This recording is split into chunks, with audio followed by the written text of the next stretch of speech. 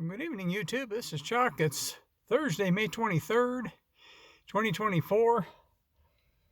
Just about 7:30, and the sun just dipped below the horizon. Let me spin you around here where I can talk to you a little bit. Tried to shoot this earlier, but the sunlight was just a little bit too harsh. So now if I catch it just right before it gets dark, we should be okay. Well, as you can see, I'm back home, and wanted to tell you a little bit about what happened the second night up there, and what happened, and the second day after my last video. And basically, the second day was pretty uneventful. I was there for the whole morning by myself, and then Kevin and his wife Brenda got back, and we just kind of lounged around the afternoon. Didn't have a whole lot of activity, and toward evening we started getting the hi, we're here tingle, and we got a couple of names. One named Rickett was there, and then Kevin got Charity, and Charity lives over there by Broken Mirror. We've talked about her before. She was actually there the night before as well. So when we went to set out, we I got to show you something going by here. You think that dog's loving life? Guy riding around town on a John Deere Gator. Dog was barking there a minute ago. Anyway, so we sat out, and we sat in a little different place than we sat the night before. And once more, we got the twinkle lights, and we got the orbs, and we got the one of the things we've been seeing is it almost looks like somebody's taking a flashlight and shining it on a tree. So they're not flashing the light, they're not shining it toward you, they're shining it on a tree. And so you see that light. You don't actually see what would be the flashlight itself, but it kind of looks like that. And we've been seeing a little bit of that over there lately, but we didn't get a big light show. We also got the large dark masses moving around, and that's pretty common there at Coyote Camp. There are a lot of visuals there. And what they do is they stay far enough away that you can't absolutely identify what they are. But when you get, I guess best way to describe it, if you took a 4x8 sheet of plywood and painted it flat black and carried it long ways up and figured out a way to run very smoothly through the forest without bouncing around, that's kind of what it looks like. They're large, upright, dark masses, and they move incredibly fast and very smoothly. So, can we say they're Sasquatch? No, we really can't, because we can't see them that well. But if you start at the checkbox of what they're not, that doesn't take long to eliminate most everything else. And so it's got to be what they are. There's definitely something going on, but they just don't give us quite enough we don't see them quite close enough up to really say what they are. The other thing we had happen too is we had, at one point, we got a car coming here, a little bit of light. At one point we had a group of them come in, and Kevin said that, there's a very powerful one here, and he was pretty sure that it was probably Eaden again, and we've talked about her before, and she's a senior elder member of the GAN, and she always almost travels with a I don't know, entourage, for lack of a better term. And Kevin kind of can sense it when she's around, because she is his teacher now.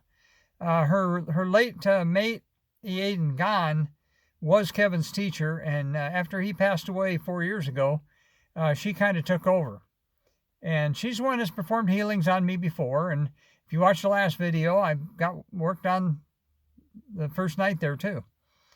So anyway, Kevin sensed that she was there, and then it looked like they came right up and stood kind of in front of us, and they were all cloaked, but she's pretty large. She's thin build, but she's about 11 foot tall, and I could see the big distortion, and it looked like about at least 4 or 5 other ones there with her that were not her size. And they didn't say a word, any of them, but they came up and stood in front of us for probably, I don't know, a couple minutes.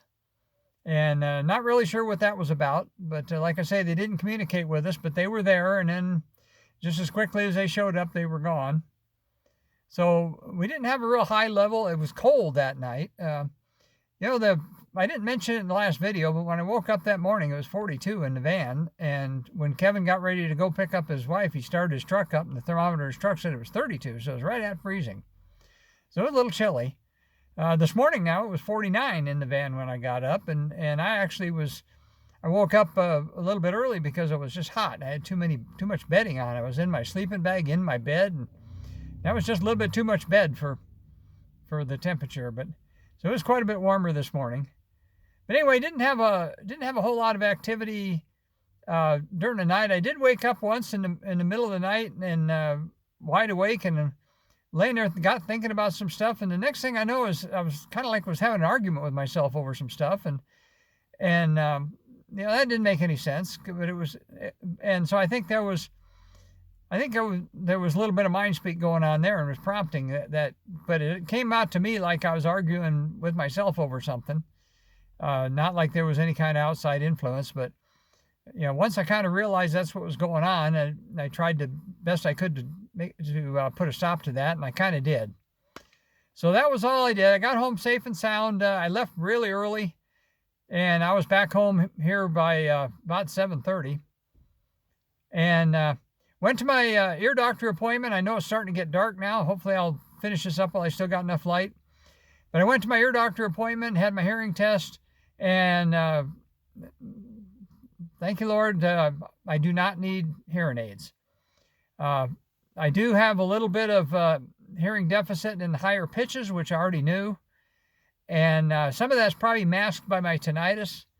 And tinnitus or tinnitus, it's pronounced either way, but I've had that for many years. And with me, it's like 10 guys standing off to my right and 10 guys standing off to my left, and they're all blowing referees' whistles 24/7.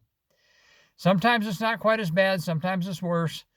But that probably masked some of my hearing of the higher pitches. Because the test showed I had some hearing loss at the higher pitches. My mid-range and the lower pitches came back normal. And the technician said, there's no reason in the world why I need hearing aids. So the hearing aids aren't going to help the tinnitus anyway. So I'm losing my light here pretty fast. So I probably ought to wrap this one up.